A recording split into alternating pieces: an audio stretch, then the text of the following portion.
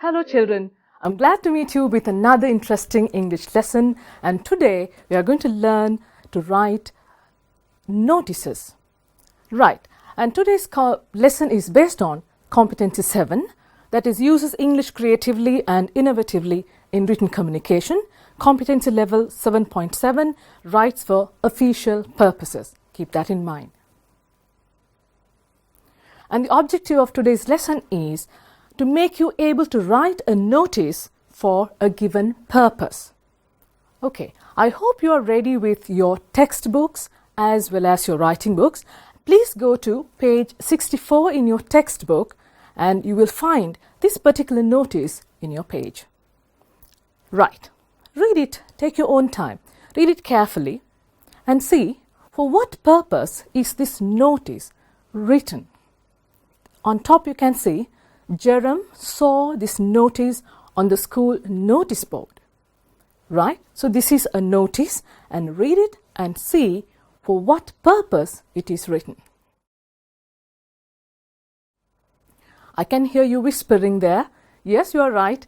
The purpose of the notice is to call students for an audition. They are calling auditions to select students to participate in the drama because the School English Literary Association is organizing a drama competition. And you know what an audition is? It is a kind of an interview where you have a panel of judges and you go in front of them and perform your skills. Accordingly, you are selected for the purpose. Right. And I'm going to show you another notice as well. Read this carefully.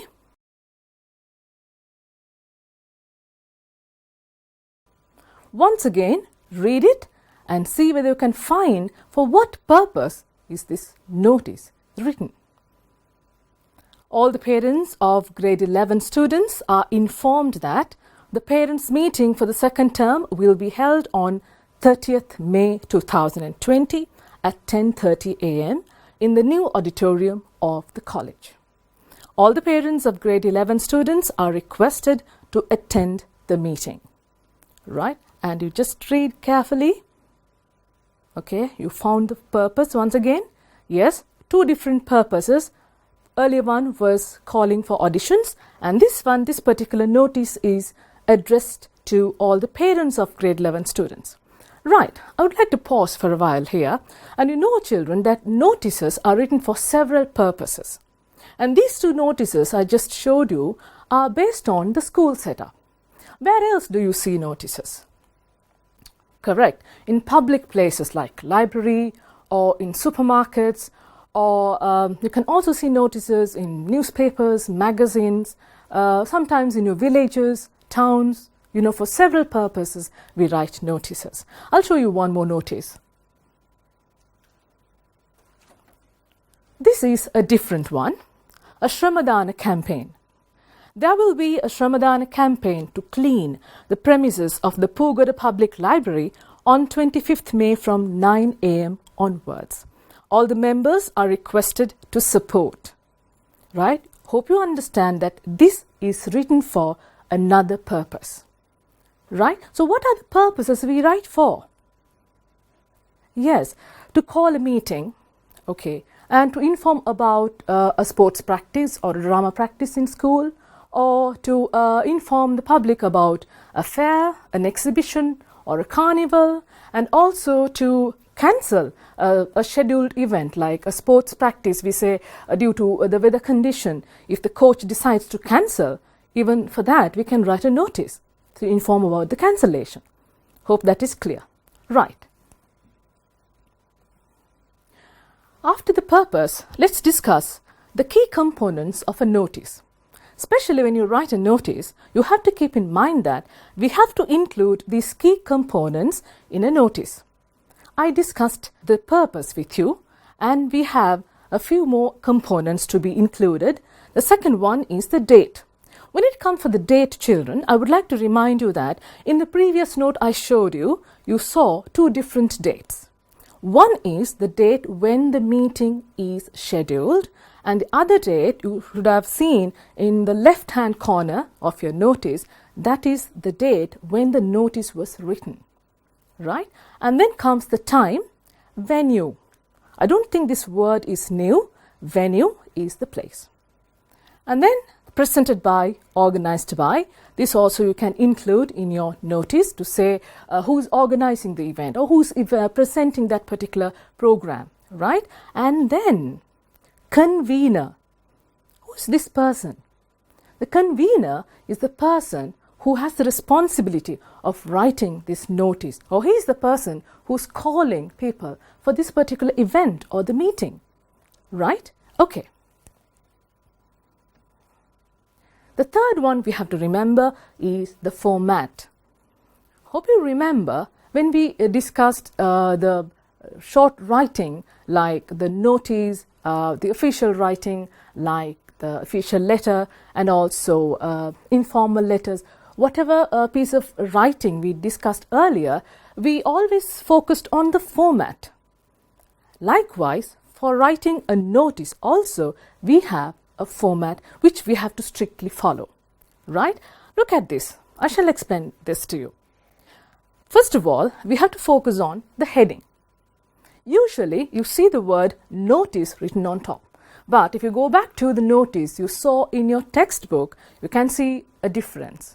That means it is always possible for you to write an interesting, catchy title for your notice, appropriate to the message you are conveying, right? Or you can simply write the word notice on top. But remember, writing the title in block capitals is not compulsory, but it's always better if you can underline that particular title, because when it is highlighted, it is catchy, right? Okay. The second one is the body of the notice. In a short while, I'll tell you what should be included in the body of the notice, right? And if you come further down, you can see in your left-hand corner, date, and also the other side you have signature, name, and designation.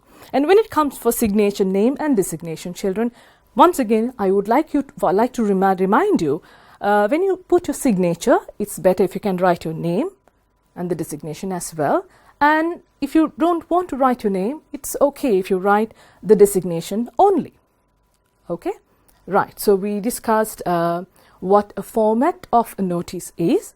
You know what the key elements or key components you should include in a notice as well. Right. Let's go to the next slide and see what is awaiting you there. Right. Now we are going to check the notice as well as the key components together on one slide so that it's easy for you to look at it and study. Right? We'll go slowly now. Right.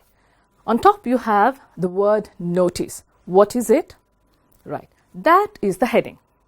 Right? Remember, I told you instead of the word notice, you can use any appropriate heading according to your message. Right, and then comes the body of the notice. I told you earlier that I would explain what should come in the body. Purpose, date, time, and venue. If you read the notice, you can understand how we have included the purpose, date, time, and venue. The annual debate between the science section and the commerce section of the school will be held on the 30th May at 9 a.m. in the school main hall. I'm not going to tell you what the purpose is because when you read it, you understand. Okay, and also we have a highlighted sentence there. All the A-level students are invited. Okay, and then below that you see the date when the note was written, and after that you have the convener, that is the secretary of the debating society. Okay, hope this is clear. These are the key components you have to remember, especially when you're writing a notice. Okay? Right. Now we discussed how to write a notice using the key elements and also the format. And another important point you have to remember is, children, the sentence structures. You know that a notice is a formal piece of writing. So it is always advised that to use passive voice. I know you are familiar with passive voice sentences. Look at these examples.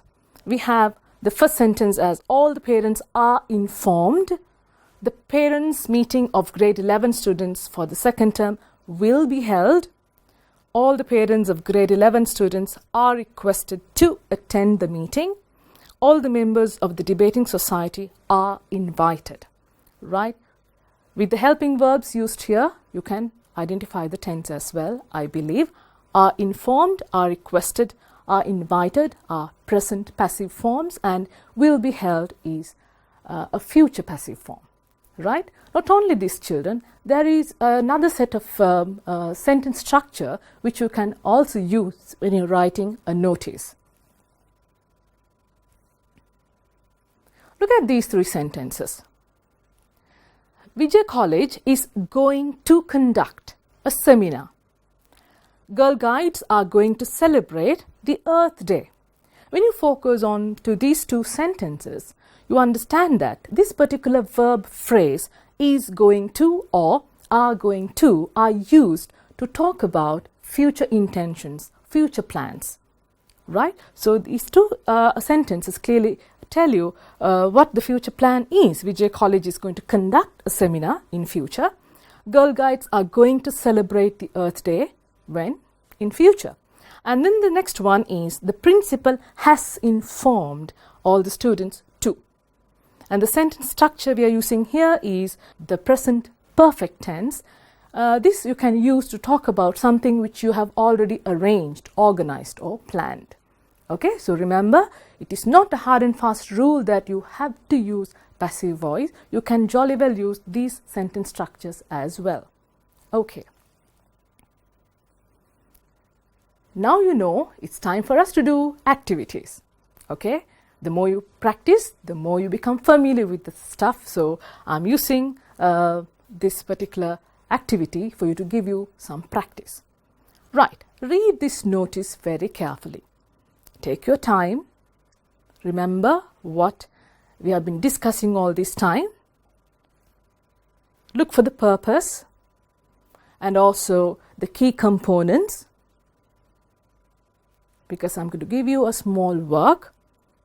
You are going to derive these facts or information from the notice. You see the activity and the notice on the same slide. So it's going to be quite easy for you to read and to just jot down the answers. What is the purpose? Date, and here what I mean by date is when the meeting is scheduled for. Venue and the convener. Right? I can give you some time.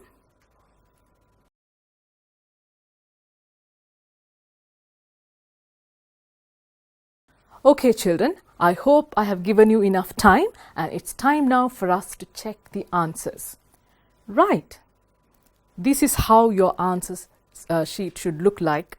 The purpose of the notice is a meeting for all the senior and junior prefects. The date, it is scheduled on the 15th May. And the time at 8:30 a.m. Venue or the place where the meeting is going to be held in the main hall, and the convener, teacher in charge of the Prefects Guild. Clear? Right. Let's slowly move on to another easy activity. Look at this one. What do you see here? Of course, you see a notice. Is it a complete notice? Yes, it is a complete notice, but not in the correct order, isn't it? So, your task here is to rearrange the phrases and the sentences you see in the notice and put according to the correct format. I hope you remember the format I explained to you. Take your time, read it, recall the format, see whether you can identify the key components, and try to fit in the words, phrases and sentences according to the relevant places.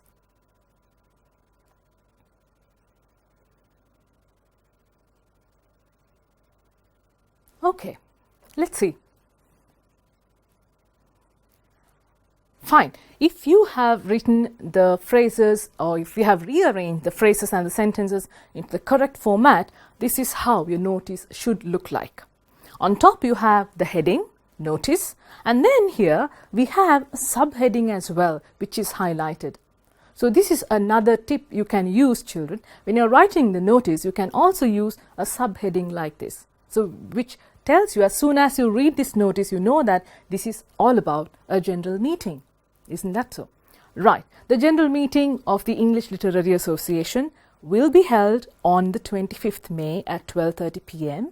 in the English Activity Room.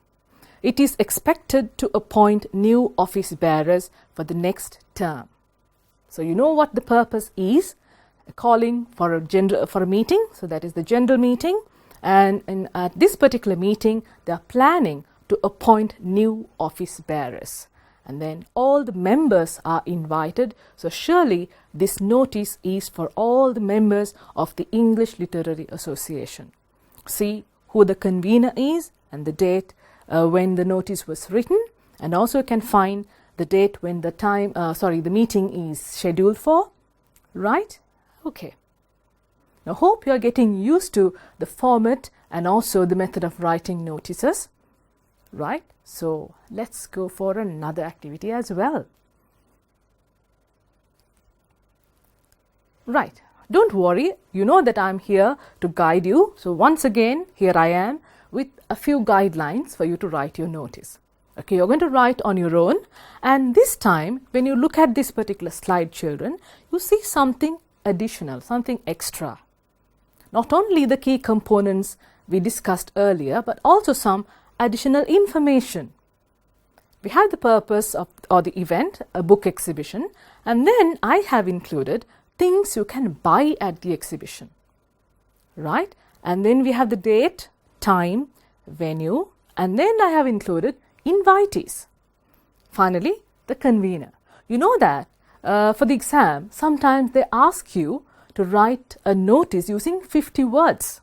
So these are techniques you can use to increase the number of words. But remember that whatever you include in your notice should be appropriate. Okay? Right. Okay. So when you put all those information together and write your notice, this is how it would look like. I'm going to show you two different model answers, children. That is to show you that we can write the notices in two different styles. The format is not changing, remember, but two different styles. Okay, I'll explain that to you. Now, when you look at this notice, you know that there is a topic, there is a subheading, notice a book exhibition, and the key component, the special facts are included in the first sentence itself. There will be a book exhibition on 25th May 2020 from 8 a.m. to 1 p.m. in the school main hall. And then there is a very good collection of novels, short stories and fairy tales. All the teachers and students are invited, and then the date here is included by me. You can include any date as you wish, especially that refers to the date when the notice was written, and then the convener. So this is organized by the Welfare Society. So this is one style of writing or one model. I'll show you another one. Okay, what is the difference you see here? In the previous one, you saw that these facts highlighted here are included in the first sentence itself, right? But here it is written in a different way, but you notice the format of the notice is not changed, but the style of writing is a little changed. Okay, if you find the previous method is easy, you can stick to that. Or if you find this particular method is easy, you can stick to this as well. And here the first sentence goes as, the School Welfare Society has organized a book exhibition. We have used the present perfect tense here. There is a wide range of novels, short stories and fairy tales. And then the date, time and venue are written separately, and that is highlighted. All the teachers and the students are invited, and the date and the convener is written as it is. Okay, are you ready for another activity? I know you are ready. Okay, let's move on for that. Right, this one appears in your textbook. So please go to page 65, activity 8. These two questions you may find there. Prepare a notice for any one of the following. Right, I'm going to choose the first one to work with you. You can leisurely answer the second question, and you can show it to your English teacher once you get back to school. Right, for the moment, let's choose the first one. Calling for new members for the school band or choir. Let's choose members for the band, shall we? Okay. Right. Once again, I'm here to help you. The guidelines are there. Details of the notice, the purpose, auditions to select members to the school band. And this particular audition is going to take place on the 20th of May 2020. And at what time? 10 a.m. Where is it going to happen? In the new auditorium. And who is organizing this? Who is writing the notice? Who is the convener? Teacher in charge of the aesthetic unit. Right? Keep all these key components in your mind and slowly start writing your notice.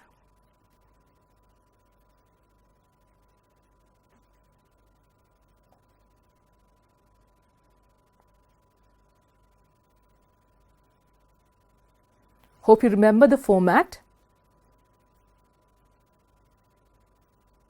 Okay, let's check the answer. Right. On top, you write the name notice. At the same time, you can write the word auditions, just like the notice you have in your textbook. Aesthetic unit of the school is going to hold auditions to select new members to the school band. It will be held on 20th May 2020 at 10 a.m. in the new auditorium. Come, join and be a proud member of the school band. You can see the date as well as the person who is responsible for this particular notice. Please look at this particular sentence which is highlighted. You can always include this additional information, as I told you earlier, when you are given a limited number of words. To increase your number of words, you can jolly well include additional information, but always remember to include appropriate information. Okay, children, we have come to the end of today's lesson. Hope you understood what I taught you. I highlighted on the key components which you should remember when you write a notice, and then we discussed the sentence structures which we can use when we are writing a notice, especially the passive voice, and also the format. Don't forget the format. Right? So until I see you with another interesting lesson, it's time now for me to say goodbye. So stay blessed. Thank you.